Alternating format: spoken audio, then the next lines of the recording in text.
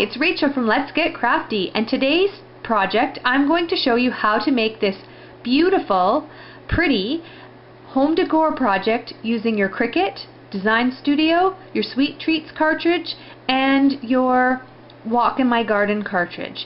Thank you so much for joining me, and let's get crafty.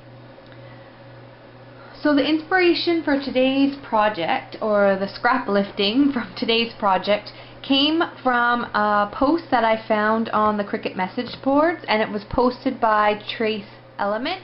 So the frame that I'm using today's project was a frame that I had another art project in my old scrap room, and I no longer wanted it to use for that, and when I saw this, it's been in my storage room with the old design in it, I thought that it would be great to repurpose it for this sweet design. I instantly thought of this frame when I saw that. So the picture frame is a 9x9 frame, and so what I've gone ahead is in Design Studio, I've gone ahead and done all my cuts, so I can do multiple cuts of the different shapes and colors all on one mat. So this is the one that's going to be used for the base of the cake stand and this little cake over here. Then I have all the cupcakes ready to go, and I put them carefully on the mat in Design Studio so I can just put the colors accordingly on the mat. So as you can see, here is my 6x12 Cricut mat. This is the size that you use with the electronic personal die cutter or the Cricut Create. And what I've gone ahead and done is cut the paper to size so it fits the picture from the cut in Design Studio, and that way I don't use or waste a lot of paper for a project like this. So here is the first set of pieces from my first page of my Sweet Home Decor project, and what you can see here is that it just cuts all on the pieces accordingly, and then there's no waste. So I'm just going to go ahead and take those off now and do a little bit of assembly work for the pieces I have, and then go ahead and do my next set of... Okay, because of the limits of time, I had to go ahead and just make these and assemble them all together off camera. What I did for this one is I just colored in all the dots with a brown marker, and then used some of this Ink Essentials Glossy Accents on top and dotted it just to give it that little bit more of a dimension.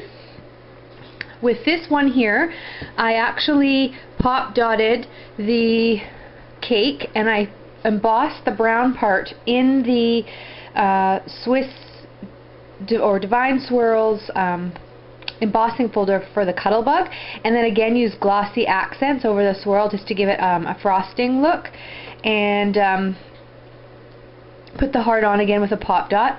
This one here, again, I used just layering just to give it its effect.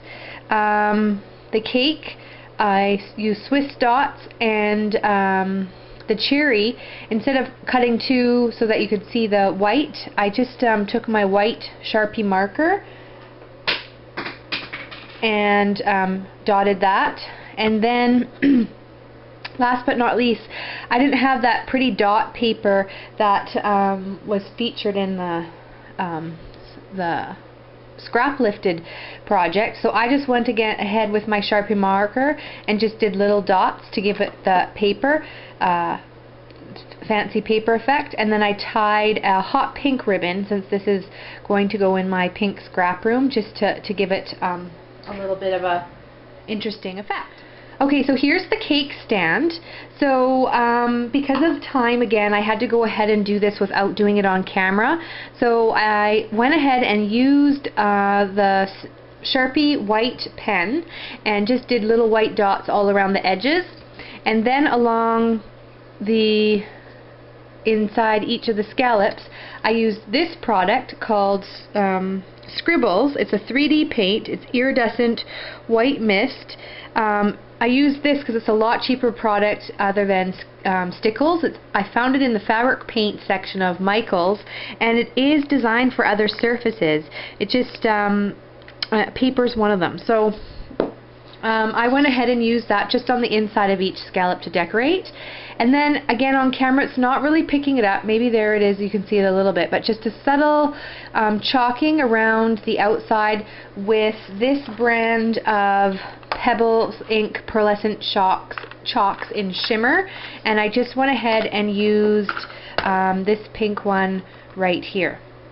So in the sample that I'm using for my inspiration, the stem had of the cake stand had some subtle decorative elements, and I want to have that look too without going and having to buy special paper. So I've just gone ahead and found this flower stamp, clear stamp in my collection, and I have this Versamark ink pad, and what I'm going to do is I'm just going to ink up my chalk pad here, or sorry, my stamp, and then I plan on putting this right in the center of the cake stand and pressing down, just peeling it off now, and then with my chalk I'm just going to go subtly go over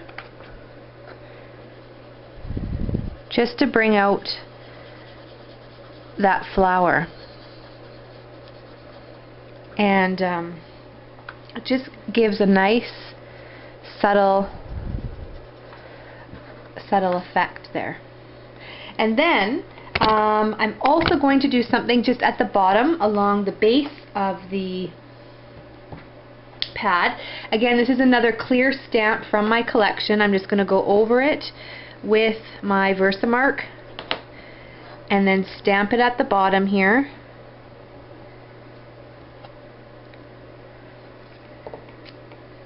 And then again take my chalk and just go over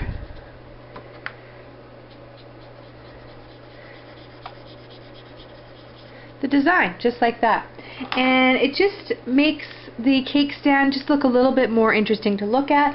I think now I'm just going to go and just put a little bit more chalking along the stem here. Don't know if you can see it very well, and there we go. So this is the paper that I'm going to be using for my project. It is by My Mind's Eye, and it actually came out of a paper stack of 48 glittered sheets, and it's a really girly princessy type paper pack. And why I'm using this is because it has the nice beautiful flourish here on the top, and then it has this inking effect going all around in pink, which again will blend nicely into my scrap room. And then I'm not sure if you can see it, but those white dots also have a glimmer to it. So what I'm going to go ahead and do now is cut this to make it 9 by 9, featuring this at the top of the page so that it fits into my picture frame. Okay, so here's the papers all cut out at 9 by 9, and then I just want to center the cake stand on there. So the one in the picture inspiration actually has it glued right down. I'm just trying to think if it would look better with it pop dotted off the page, being that it is going to go into a shadow frame. And I think that's what I'm going to do to make mine different. Slightly different, is just go ahead and take some pop dots. Now these I found at my local dollar store. They come in a big pack, and this one I've been doing quite a few projects with, and I still have lots of it.